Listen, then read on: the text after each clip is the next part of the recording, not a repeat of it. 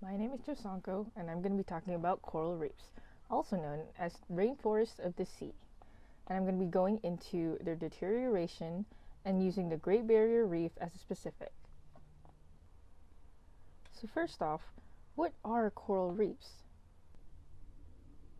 So when you first think of coral reefs, you think of these colorful marine habitats full of the most exotic fish in the sea, ranging from sharks to small fish like Nemo and Dory. They're some of the most beautiful and diverse places in the ocean.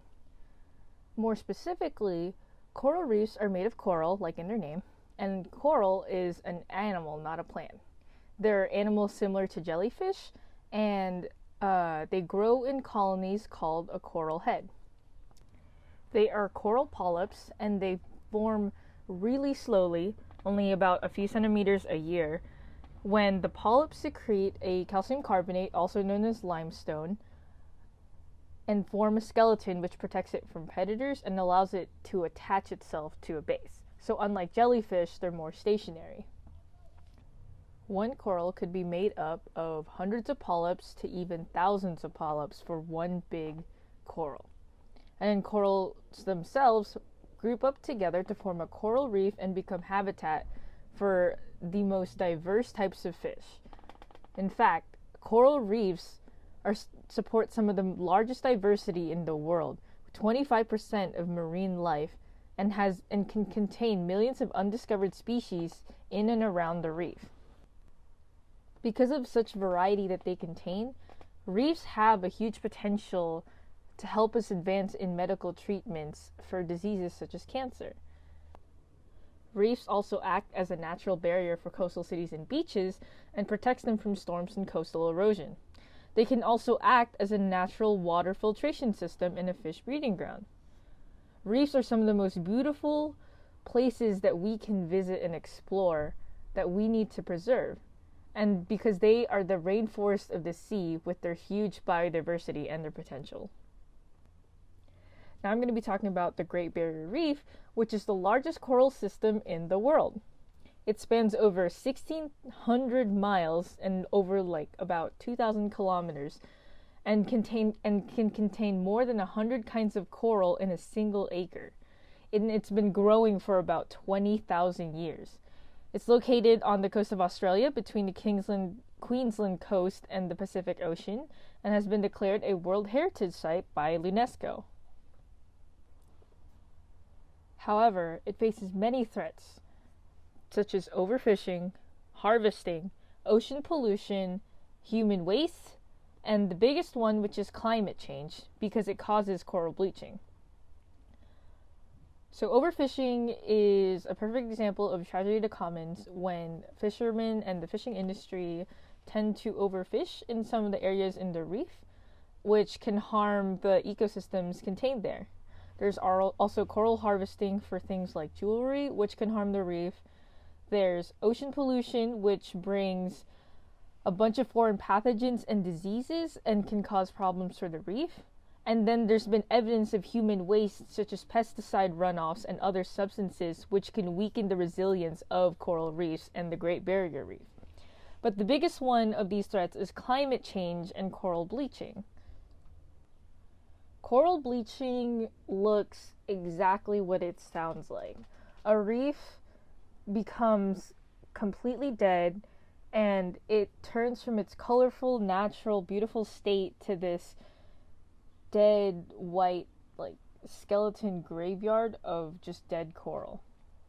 It's caused by overly warm temperatures, and with climate change, the temperatures of the ocean are getting warmer. What happens to cause coral bleaching is that coral reefs have a symbiotic relationship with algae, and the algae is what produces the food for the coral. But when the waters turn warmer and the temperature gets hotter due to climate change, the algae start to produce poison rather than food, and the coral will reject their symbiotic relationship with the algae, and then they suffer, they starve, and then they die. There have been thus far huge major bleaching events for the Great Barrier Reef alone that happened in 2010 and more recently a couple years ago in 2016. And it's more than likely to occur within the next decade. If we're not careful, it's been estimated that even just by 2030 alone, over 80% of the reefs will be in peril from things like coral bleaching, and by 2050, over 98% of them will be in a state where they're nearly irrecoverable. Reefs can recover from coral bleaching, but they take time. Remember that coral only grows a few centimeters a year, and so they need at least a few years to recover. They need at least 9 years to fully recover from bleaching.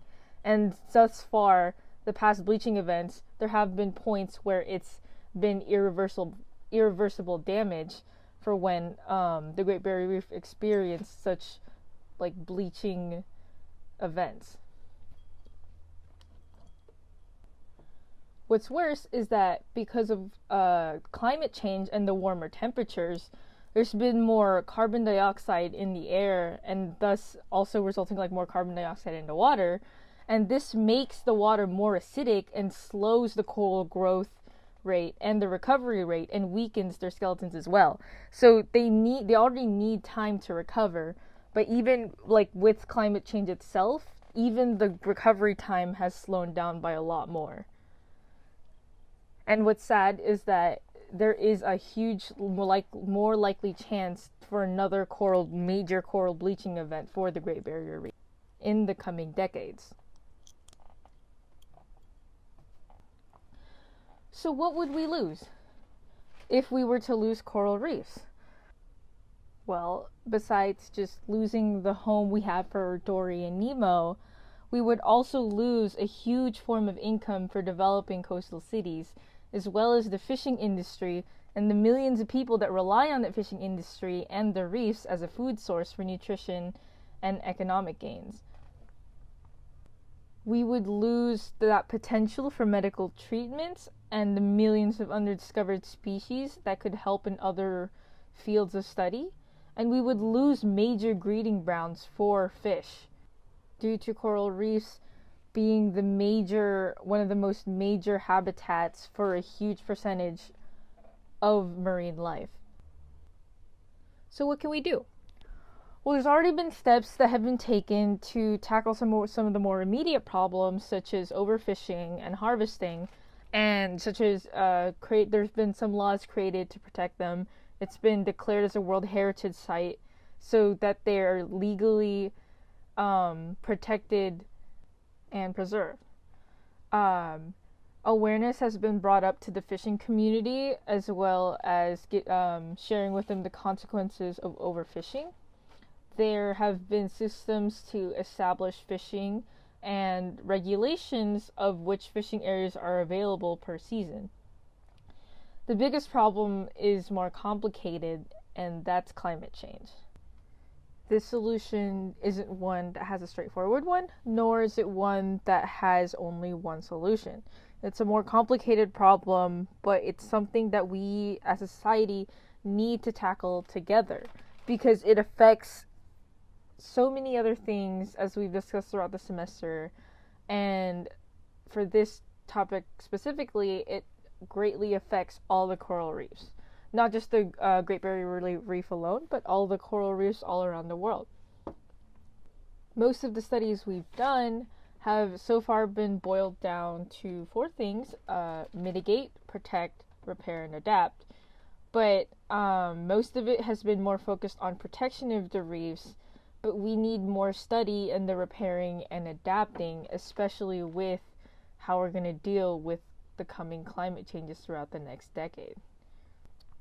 Coral reefs and the Great Barrier Reef are incredible ecosystems. They provide so much, from food to their beauty to the potentials that they can offer with the millions of species that they have, both discovered and undiscovered.